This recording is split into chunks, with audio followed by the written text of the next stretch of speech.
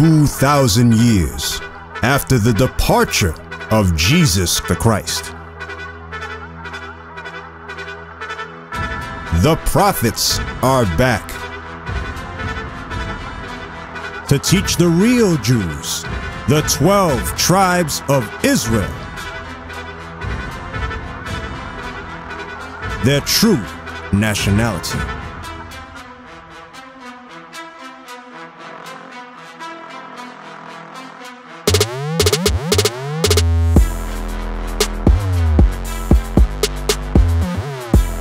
This is their campaign.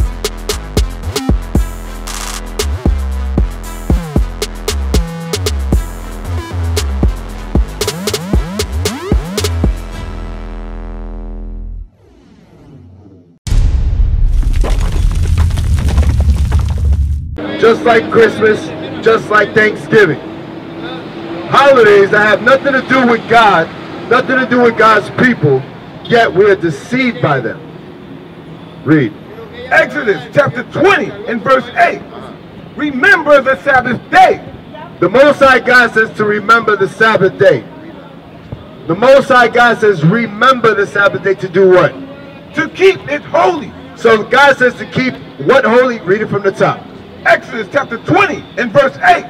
Remember the Sabbath day to keep it holy. God says we must remember His Sabbath day to keep that holy instead of Halloween or Holy's Eve. That is based off pagan lies. When you teach your children to dress up as Superman, Captain America, Spider-Man, as a Ninja Turtle, you're teaching your child foolishness. You're teaching your child to grow up in a fantasy world when the reality is that your child can grow up to get shot down by the police, to get shot down by his own brothers and sisters because they don't know how to keep God's commandments. This weekend alone in New Jersey, in South Jersey, in Willingboro, New Jersey, a brother got shot because why? He threw a party. He threw a party. He kicked one brother out for being rowdy, and what? He came back with guns and shot up the place. Because our people know and love and trust in wickedness rather than keeping God's laws. So today is the Lord's Sabbath day. Instead of Halloween, instead of dressing your kid up with Captain America, as Spider-Man, as Iron Man, as Superman, as Batman, teach your children the truth of the Bible. Teach them who they are according to the Bible. Read it again. Exodus chapter 20 and verse 8. Remember the Sabbath day to keep it holy. 6 days shalt thou labor and do all thy work. The Most High God says in 6 days we have all our time to do what we must do. Buy, sell, shop, work. But we rather be out here on Lexington Ave buying and selling, buying cigarettes, smoking cigarettes in front of our children, giving them secondhand smoke. Yes, I'm talking about you, sister. 2 Corinthians chapter 6 and verse 17. Wherefore, come out from among them. God says we must come away, come from what? The wickedness that we've been taught. Come out of Halloween. Come out of Thanksgiving. What are we giving thanks for? The slaughter, the slaughter of 200 million of your ancestors? That's what you're thankful for? Or you want to eat the turkey? You want to have cranberry sauce, yams? It's your family tradition.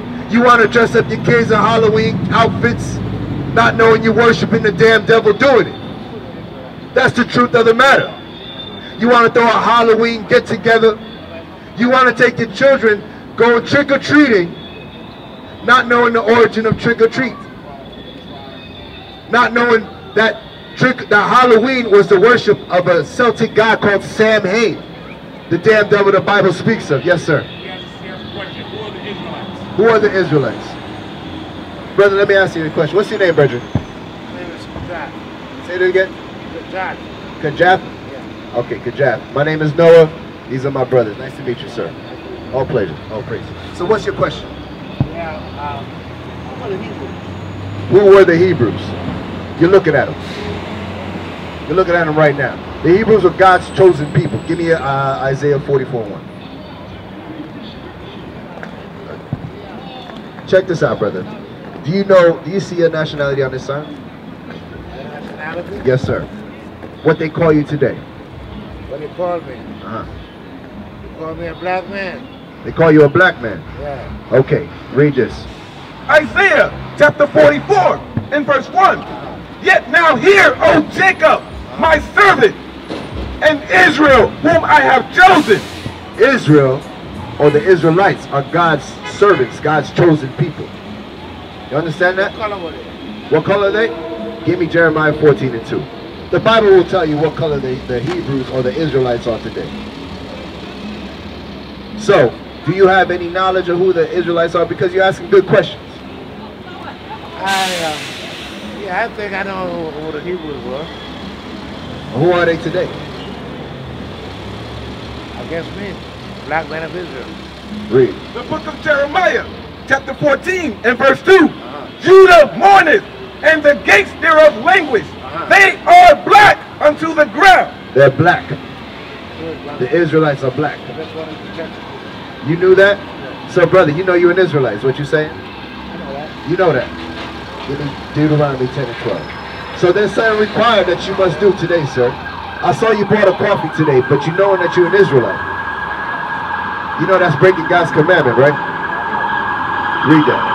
The book of Deuteronomy, chapter 10 and verse 12. And now Israel, what does the Lord thy God require of thee? So, what does God require of you? To show love to my brethren. Say that again. To show love and be kind to my brethren. To show love and be kind to your brethren. Okay, we're going to deal with that. Read on. But to fear the Lord thy God. He says you have to fear him. One requirement that God has for you, sir, is that you must fear him. Why would I fear him? Why would you fear God? Give me fear. It's actually very important to fear the Lord thy God. If you don't fear the judgment that God can bring upon you, then why do you even believe in God? We call him a judgment of this life or afterlife. Both. Psalms chapter 111 and verse 10. The fear of the Lord is the beginning of wisdom. That's why we should fear God. Because once we know that God is the one that creates good and evil, that God is the one that is in charge of life and death. Once we know that God is the one that heals and that wounds us, once we understand that God can do all things unto us for rebelling against his commandments, it becomes wise to us to listen to him, to listen to what the Bible has to say. Read it again. Psalms chapter 111 and verse 10. The fear of the Lord is the beginning of wisdom. That is the first thing that is, the Bible says it's the beginning, meaning the smartest thing you can actually do is the first step is to have some knowledge and wisdom that God can kill you. Read on. A good understanding have all they that do his commandments. A good understanding have those who understand the word of God, or those who keep his commandments. Give me Deuteronomy 32 verse 29. Now I want you to understand something, because I said something earlier and I don't think it resonated with you. God can judge you for your disobedience.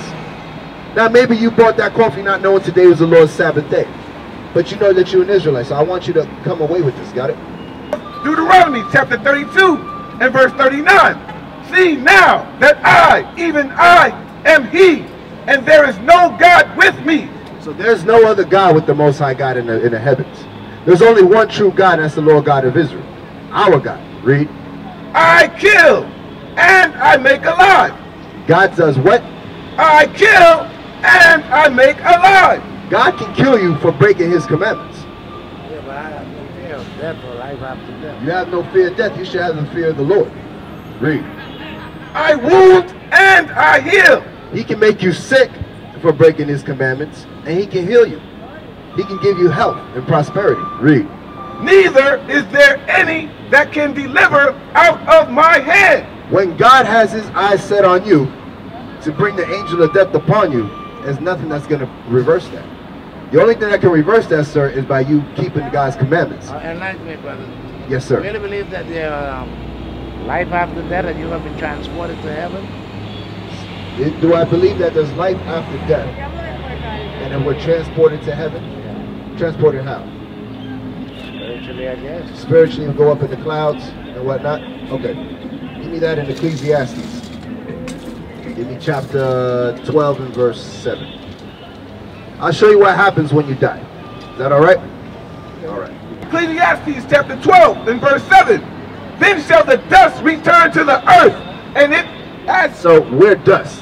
We are the dust. The dust, when you get buried, you're going to return back to the earth. From dust you came, and dust you shall return. Right? Read.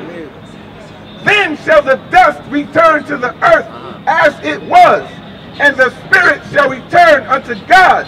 And your spirit will return to God. You understand that? Now, does that mean your spirit goes and you're in heaven already? No. Because heaven, give me Matthew 6. Give me the prayer. Matthew 6 and verse 9. Heaven is a condition. Hell is a condition. The whole mentality that you have about heaven and hell, with angels, with little white arrows and all that, that's a lie. All right. You understand that? You get a period of rest. A period of rest when your soul leaves this earth. There's somewhere in the Bible that says that when you die, you're towards perish. Say that again, sir. There's somewhere in the Bible that tells me that when you die, you're towards perish. I can't recall the exact verse. Yeah, you're not going to have any recollection of this life. Right. You understand that? So then how would God judge me if I don't have to? Because everything is written down. You got it? Matthew chapter 6 and verse 9. After this manner, therefore pray ye, Our Father, which art in heaven, hallowed be thy name. Thy kingdom come. Thy will be done in earth as it is in heaven. So he says the kingdom. Christ is telling us to pray for the kingdom to come in the earth. Heaven will be established on the earth when Christ returns and puts his chosen people back in rulership. That's right. Now, go back to Deuteronomy 10. Because I don't want to stray away from what we were talking about. Because, sir, you know that you're an Israelite. So you can throw that out. I'm going to talk louder so you can hear me, all right? Read that again. Deuteronomy chapter 10 and verse 12. And now Israel, what does the Lord thy God require of thee? But to fear the Lord thy God. To fear that he can kill you, because he kills and he makes alive. He heals and he wounds. And none can deliver out his hand. So we must fear, because that's the beginning of our wisdom. It's the smartest thing we can do as a people. Read. To walk in all his ways and to love him. To love him. To walk in all his ways is meaning what? Walk according to as the Bible is written, has prescribed to us what how we should live, how we should treat our neighbor, right? To take our mothers or our daughters to as wives. You get what I'm saying? To marry off your daughter to a righteous man. To marry the woman that you've been dealing with for the past 30 years, in which you didn't deem worthy to as a wife. Understand that? Read it. Give me the love. So you said something earlier about love, right? You got to just love God and love your neighbor, right? How do you love God? Yes. Up to my fellow man. Mommy, you have a question? Feeding my brothers, helping them when I can. Give me love. John chapter 5 and verse 3. For this is the love of God. This is how we love God. That we keep his commandments. And his commandments are not grievous. Meaning the commandments of God are not hard to keep. Give me John 14:15. Now Christ said out his own mouth how to love him. Give me John 14:15. Look at John chapter 14 and verse 15. If ye love me, keep my commandments. That's it. It's simple. Christ says, if you love me, keep my commandments. Give me John 15 verse 10. I want you guys to understand. I want this to be ingrained in your mind, so that when you leave here today, you understand what Christ requires of you. We can talk a lot and say we love God with our mouth, but that's what required of us, is to keep his commandments. That's how we show someone we love them. If a man says to you, oh, I love you. What's your name, sister? Jaja. Jaja? Avelia. Avelia. Okay. I'm calling you Avelia because it's a little easier for me to understand. Avelia, if a man says to you, I love you, Avelia, but yet he doesn't come home at night, he's out late drinking, he's out late looking for women. Yeah, that's big. That's what you do. You're a whoremonger. You need to repent, brother. See our men, see the condition and mindset of our men. You see the condition and mindset of our men, that they say, oh yeah, I love you, but now I'm going to go and fool around. That man doesn't really love you. It's an action that he has to show you. You have to show your woman, or the woman has to show the man how they actually love him. Got it? John 15:10. The book of John, chapter 15 and verse 10. If ye keep my commandments, ye shall abide in my love. So if we keep God's commandments, we will abide in the love of God. God says, listen, Ophelia and brother, I forgot your name, I apologize. Kurja. It's a Hebrew name. Kurja. Yeah. Okay, and brother Kurja, he says, if you keep my commandments, now you're abiding, you're living in my love. Okay? That's how we know we love God. So I'm going to show some commandments that our people break willingly today to see if we love God. Okay? Give me that Deuteronomy 22 and 5. And I want to show you guys, these are simple commandments that we can keep today. We can go home and make a change today to show God that we love him. Read. The book of Deuteronomy, chapter 22 and verse 5. The woman shall not wear that which pertaineth unto a man, neither shall a man put on a woman's garment. For all that do so are an abomination unto the Lord thy God. So God says a woman shall not wear that which pertains to a man, neither shall a man put on a woman's garment. What is a garment of a woman that a man shouldn't wear? Underwear. Panties. What else? Underwear. What else, sister? Yes, I do. Dresses. Skirts. Right? Makeup. Exactly. A man should not wear what pertains to a woman. But now read it from the top. The book of Deuteronomy, chapter 22 and verse 5. The woman shall not wear that which pertaineth unto a man. Now what are some articles of clothing that women wear that pertain to men? Duck strap. They wear skirts too. Oh. Man, yeah, that's all. That's all. But what are some articles of clothing? That's the question. What are articles of clothing that women wear today that pertain to men, that men wear? They wear skirts. That men wear skirts? Yes, they do. And that's completely wrong according to the Bible. What women wear today that pertain to men, which is not hard, it's not rocket science, is pants.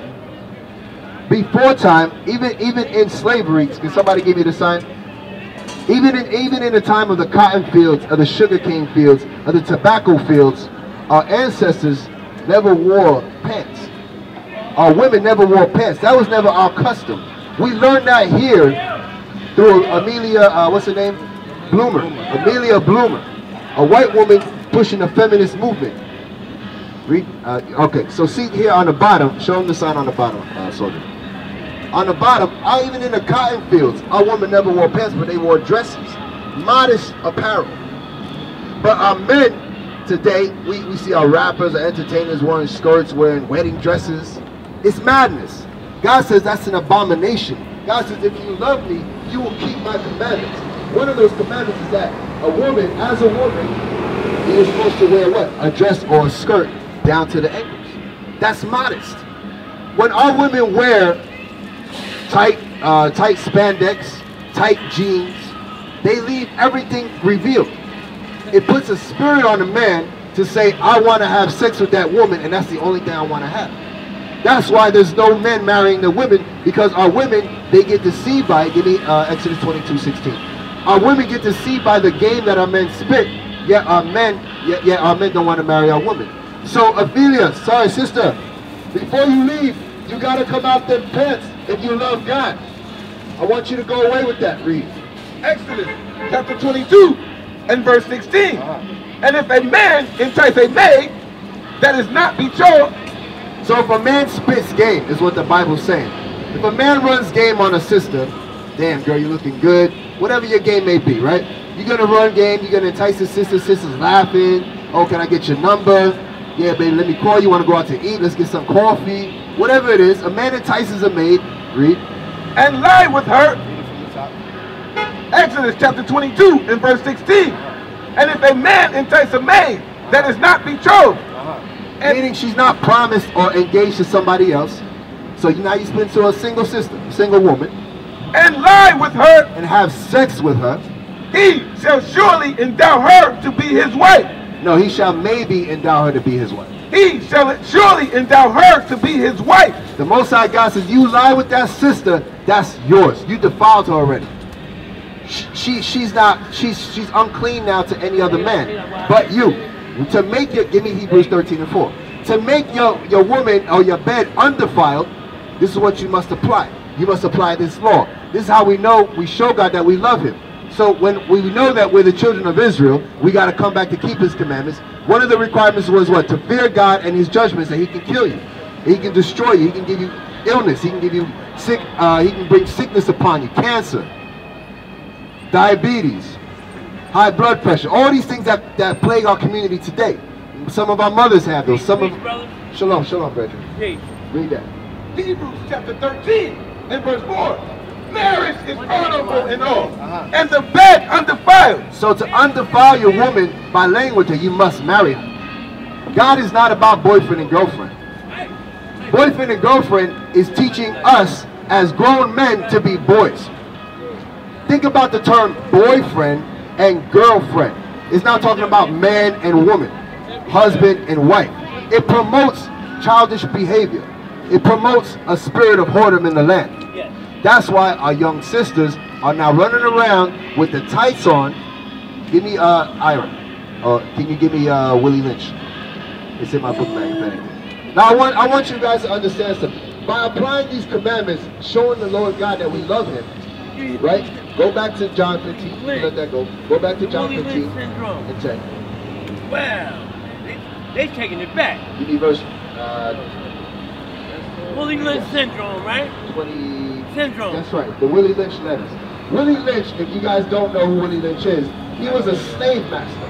He was a slave owner. You understand? Yes. You can buy this anywhere online in a bookstore. This is about $4. Okay. This is how. Show them the cover. Show them the cover. You don't mind if I come up and look at it? By all means, you can look at it. Anyway, you can take pictures. You know about Willie Lynch, right, Jethro? Oh, yes, sir. You know about Willie Lynch. What's your name? Yes, sir. Anthony? Okay, Willie Lynch, you know about Willie Lynch letters? Okay, Willie Lynch wrote a manuscript on how to enslave the mind. Okay, and what the main course was to reverse the roles. Give me page 17 about the breaking of a Nature has provided for this type of balance, where we reverse nature by burning and pulling a civilized nigger apart and bullwhipping the other to the point of death, all in her presence. All in the presence of the woman. So what happened was our slave masters were told in the manuscript, take a black man or a Hispanic man, because we still all black anyway, right? We are the same people. That's what I'm trying to say. We're the children of Israel is what I'm trying to say. He said, take one of those Israelites, tie him to horses, have the horses go in separate directions, rip him apart. While that's happening, take his brothers, and beat them to the point of death, but don't kill them. Do it all in front of the woman and the child. Read. By her being left alone, unprotected, with the male image destroyed. With the male image destroyed. That's why today our women get in our faces. That's why today our women can talk so much trash to us in our face, but you never see the Chinese woman doing that. You never see the Arab woman doing that today, man.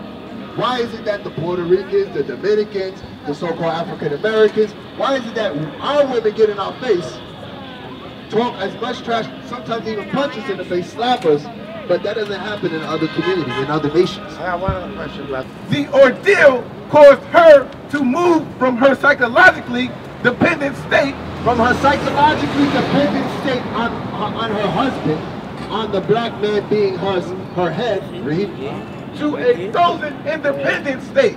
To a frozen independent state, meaning what? Now the woman can wear pants. Now the woman says, you can't tell me I wear the pants in the house. Now you can't say nothing to me because I'm strong, black, and proud. I'm a Latino woman. You guys hear this all the time. Read. In this frozen psychological state of independence. So now remember, this is an experiment. This frozen psychological state, meaning this is all a test to destroy the psyche of our minds. Read. She will raise her male and female offspring in reverse roles. Now our boys become effeminate, become very emotional, and our women take the seat of being strong, independent women.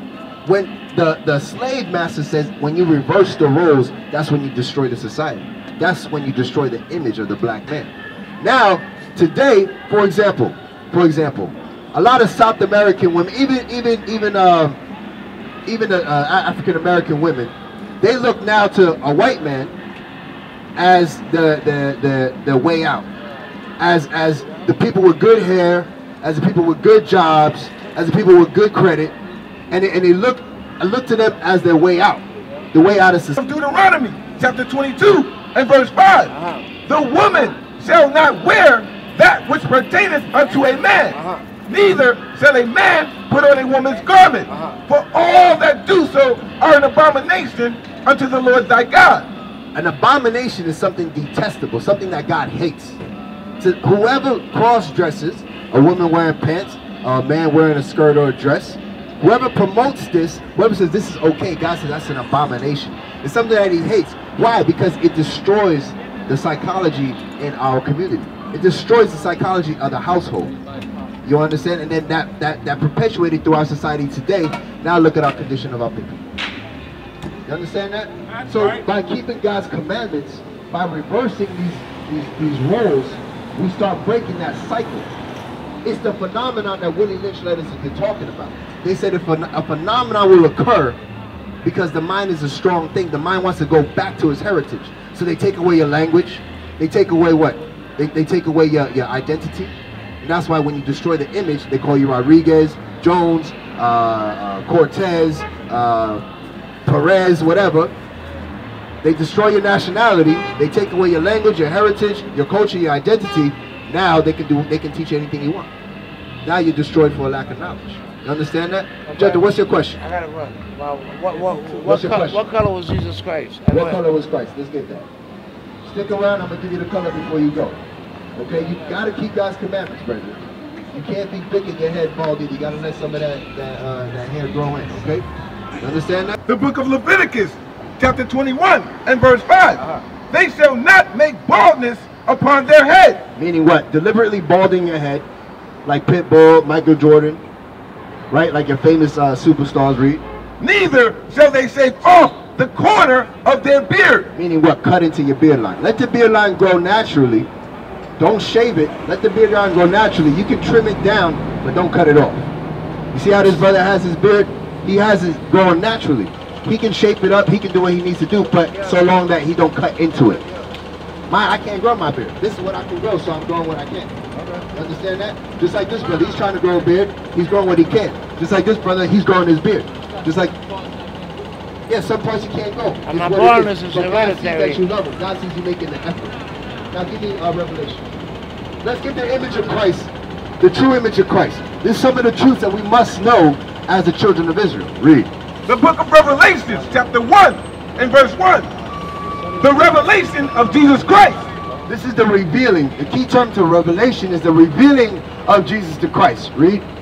Which God gave unto him to show unto his servants things which must shortly come to pass. So these are things that are going to come to pass. That in the last days we would have a false image of Christ. There's nowhere in the Bible that could prove that this guy here, this is probably in most of your houses, in your grandma's houses, hanging up next to Pope John VI. You know, our people love this image. Our people adore this image. They make statues to the image. Most. Read. And he sent and signified it by his angel unto his servant John. Verse 3. Blessed is he that readeth, and they shall hear the words of this prophecy. And so the Most High God says, Jethro, you're going to be blessed if you actually understand what's about to come out of this prophecy. Give me verse 10. Verse 10. I was in the Spirit on the Lord's day. So John on the island of Patmos says, I was in the Spirit in the Bible on the Lord's day, on the Sabbath day, which is today. Read. And heard behind me a great voice. So John heard a great voice behind him. Drop down to verse 13. Verse 13. And in the midst of the 7 candlesticks, one like unto the Son of Man. So when John turned around, he saw someone in the midst of candlesticks. What is candlesticks? What is the image of Christianity today? The image of Christianity? The image. What is their symbol? Some white man. A white man on a cross. On a cross. Yeah. Right? That cross is perpetuated throughout our countries, throughout Central, South, North America. Western world. Right? Throughout Africa. The Western world, yeah. Right? That cross is the symbol of Christianity. That cross, it was forced upon our people to worship this image. If we did not worship that, we would get put to death. Read. Clothed with a garment down to the foot. So he saw this man, one like the Son of Man, who is Christ, with candlesticks. Can you show him the candlesticks, brother? With a menorah, 7 candlesticks, not 9 like the fake Jews have, but 7 candlesticks. Okay, this is what Christ was carrying. Read. And girt about the paps with a golden girdle. So Christ had a garment on down to the foot with a golden girdle, with a golden belt, like the heavyweight champ of the world. Read. His head and his hairs were white like wool. So now John is describing the image of Christ. He said his head and his hairs on his face were white like wool. White like wool. So now, does this man have white woolly hair? I know that's not no Jesus Christ, brother. Well, you asked me the question. I want to edify I just want to see how you know. Does the man have white woolly hair? No. No. Who has woolly hair? What people have woolly hair? You do. You do, right. All praise. Read. As white as snow. And his eyes were as a flame of fire. Why were Christ's eyes as a flame of fire? Give me that. Why did they say Christ's eyes were as a flame of fire? This man got blue eyes, brown eyes. This man has all color. He comes in many different pictures. Never really the same image. That's how you know it's a false image. Read. Genesis chapter 49, verse 12. His eyes shall be red with wine. Christ's eyes shall be red with wine because he drank wine in moderation. When we drink as a people, when you get a little strong drink in you, the whites of our eyes turn red. Christ wasn't a drunkard, but he drank in moderation. The Bible allows us to drink, but not get drunk. We must remain sober-minded. Go back. Revelations chapter 1, verse 14. His head and his hairs were white like wool, as white as snow, and his eyes were as a flame of fire, and his feet. Now Christ's feet. Gentle, now I'm looking at your feet right now. Your feet, from what I can tell, is the same color as the rest of your body, correct? Read. Like unto fine brass. What color is brass, Jethro? Brown. Brown. As if they burned in a furnace. If you burn that brass, Jethro, dark brown. Okay. Extremely dark brown. Meaning what? Jesus Christ was a very dark man. The depiction of Christ according to the Bible is very similar to this picture right here. Let me just make a statement. What's your statement, sir? I know that Jesus Christ was a black man. Okay. Abraham Holmes was in the desert of Iraq. If he was the forefathers of Jesus Christ, it's impossible for him to be a white man with blue eyes and blonde hair. Correct. Christ come from the tribe of Judah, the same tribe as you. No. So King David, King Solomon, they were all black. Give me Song of Solomon 1 and 5. I'm cognizant of that. Say that again? I'm cognizant of all that. I've been exploring the Bible since I was a child. Yes, you know. So, but Jethro, you got to keep the commandments.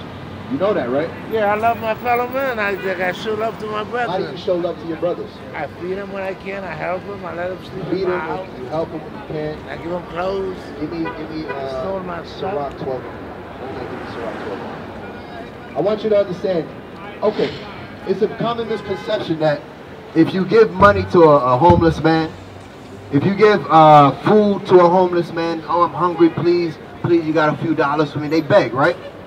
It's a common misconception that if we give them the food, the money, whatever, the clothing, whatever they ask for, we donate to the Salvation Army, that we're doing a good thing, and it's a great thing in the sight of God. Ecclesiasticus, Sirach in the Apocrypha, chapter 12 and verse 1.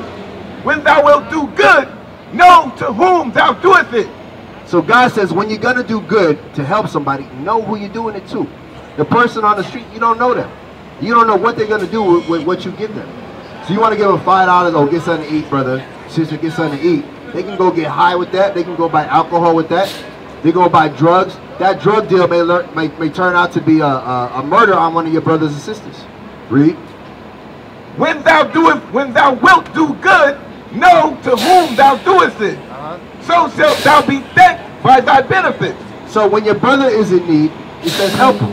Give me verse 4. Verse 4. Give to the godly man. God says, give to the godly man. To be godly is to what, Jethro? How do you be godly? Well, let me tell you something. When I give, I don't try to judge who I'm giving it to. I don't give for them. The question is, Jethro, how do you become godly? How do I become godly? Yes. I believe I'm godly because, like I said, I help my fellow. And I don't judge people. Okay. Brethren, how do you become godly? Follow Christ in what manner?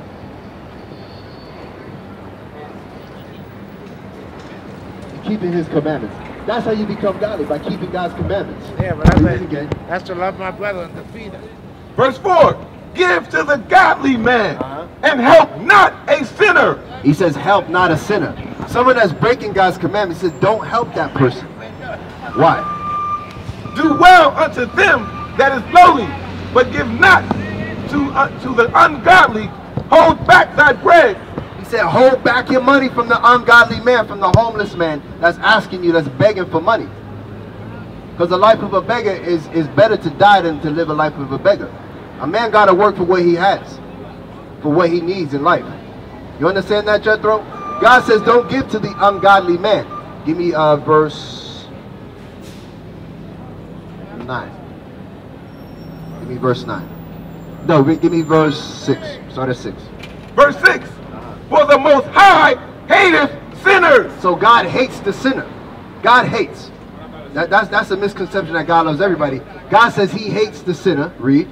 And will repay vengeance unto the ungodly. And he's going to repay vengeance unto the ungodly. So if you help the ungodly, he's going to pay you back negative. He's going to pay you back double that recompense upon you, Jethro. Hold on. Now you say you want to love God, that you want to love your neighbor. Give me love. Give me hate. Leviticus 19. Hold on, brethren. I want you to walk away with this, because I want you to have understanding before you leave, Jethro, and know that you got to repent as an Israelite, keeping God's commandments in the faith of Christ. Read. The book of Leviticus, chapter 19, and verse 17. Thou shalt not hate thy brother in thine heart. So the opposite of love is hate. God says don't hate your brother, because now we read that the love of God is to keep his commandments. Read on. Thou shalt in any wise rebuke thy neighbor. To rebuke, what the term rebuke means, to give correction, to give reproval. So if you see your brother, the neighbor of your own people, so-called blacks, Hispanics, and Native Americans, doing wrong, for example, buying on the Sabbath, selling on the Sabbath, smoking cigarettes, smoking weed, buying black and milds, teaching the children Halloween, Thanksgiving, Christmas, all things of pagan or demonic origin.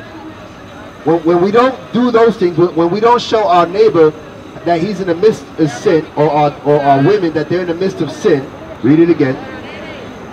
Thou shalt not hate thy brother in thine heart. Thou shalt in any wise rebuke thy neighbor, and not suffer sin upon him. Jethro, he says, do not suffer sin upon your brother. That's how you show that you love your brother. If you allow that person to be in the midst of sin, do you really love your brother? I'm going to rebuke him if I can. If you can, but you must know what? What is sin according to the Bible? Anything that's, repulsive to the conscience. Good and evil. I think God is good. To be good is to be God. To be good is to be godly. That's what I believe. A lot of people run around and call themselves Christians, stuff like that. But I want to help him. I want to feed him. I got a cousin like that. He got some money now. Cover those people. I help everybody. Okay. You love everybody. Yes. Of your people? Everybody. Everybody. Does God love everybody? No. The book of 1 John, chapter 3, and verse 4. Whosoever committeth sin, transgresseth also the law. For sin is the transgression of the law. So when you see your brother in the midst of sin, breaking God's laws, then you must reprove him. You must correct him. That's how you show him love, or her love. You understand that? But you got to know the commandments. Now give me Isaiah 40 and verse 8. That's what I want, right? Isaiah chapter 45 and verse 7. I form the light. God says, I form the light. And create darkness. And I create darkness, Jethro. Read. I make peace and create evil. Wait, who creates evil? I create peace and create evil. I, the Lord, do all these things. So God, yes, to be godly is to be good, but God also creates evil. So what shall we say then? Is that wickedness to God? No. God is the one that does all these things. Now what is good according to the Bible? Give me Romans 7 and verse 12. What is good, Jethro, according to the Bible? How do you become good in the sight of God? Like I said before, anything that's reported to my conscience is evil. Everything that's Jethro, acceptable to my you're not conscience. listening to the Bible. Read.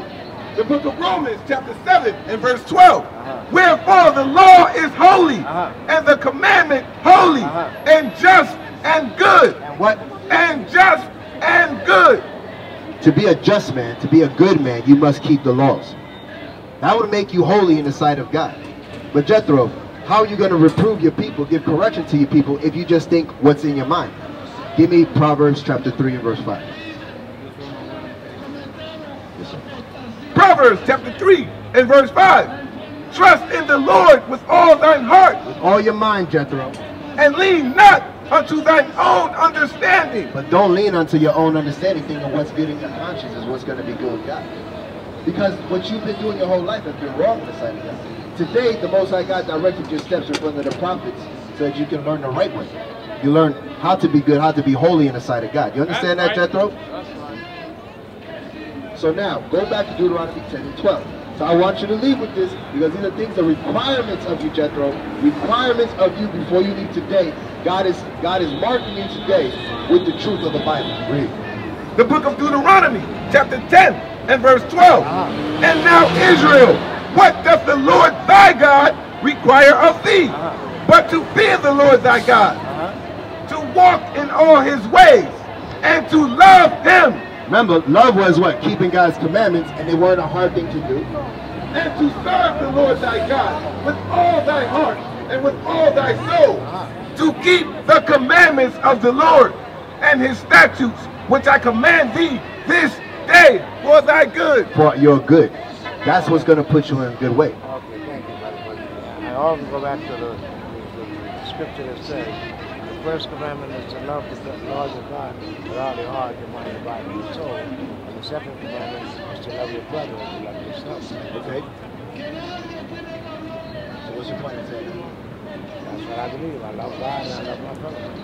All right, Jethro. The mind, to love God with all your heart and soul, meaning what? With all your mind, meaning what? You must, give me Joshua 1 and 8. Listen to this. This is how you love God with all your heart, with all your mind, with all your soul. Okay? 1 and 8. Chapter 1 and verse 8.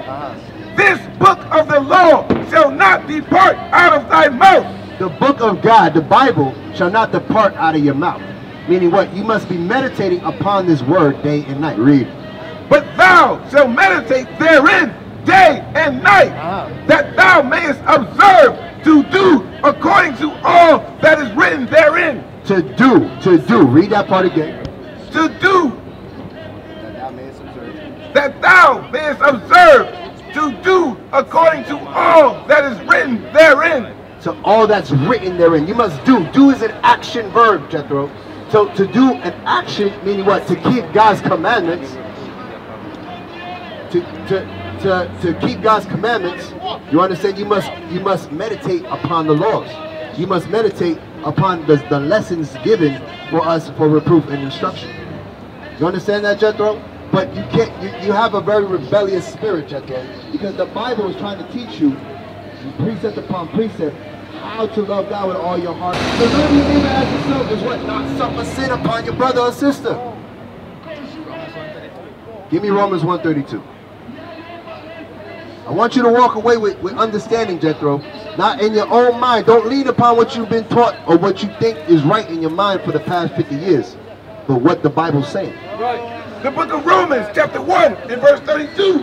Who, knowing the judgment of God, that they which commit such things are worthy of death, not only do the same, but have pleasure in them that do them. So, knowing that the judgment of God is that if you commit sin, you'll be put to death. Give me Romans 6:23.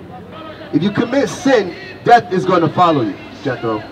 Knowing that the laws of God is trying to bring light to your life, trying to give you enlightenment on how to understand and walk in the path of God, how to love God with all your heart, mind, and soul, and how to love your neighbor as yourself by not suffering sin upon him.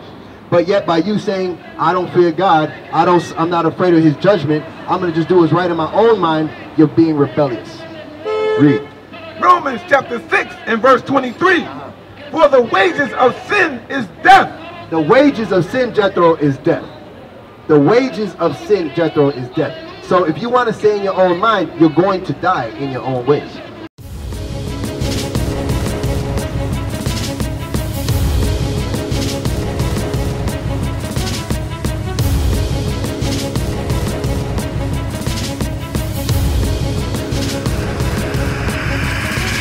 Shalom, Israel. I'm Elder Nathaniel of Israel United in Christ.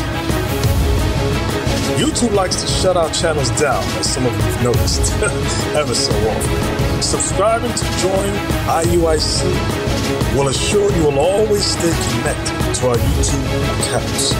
We want to do our best to make sure this truth gets out. Please click and join our subscriber YouTube channel called Join IUIC to stay linked to all of our videos. So again, please make sure you subscribe to this Join IUIC channel to get your latest updates from all our YouTube channels. Shalom.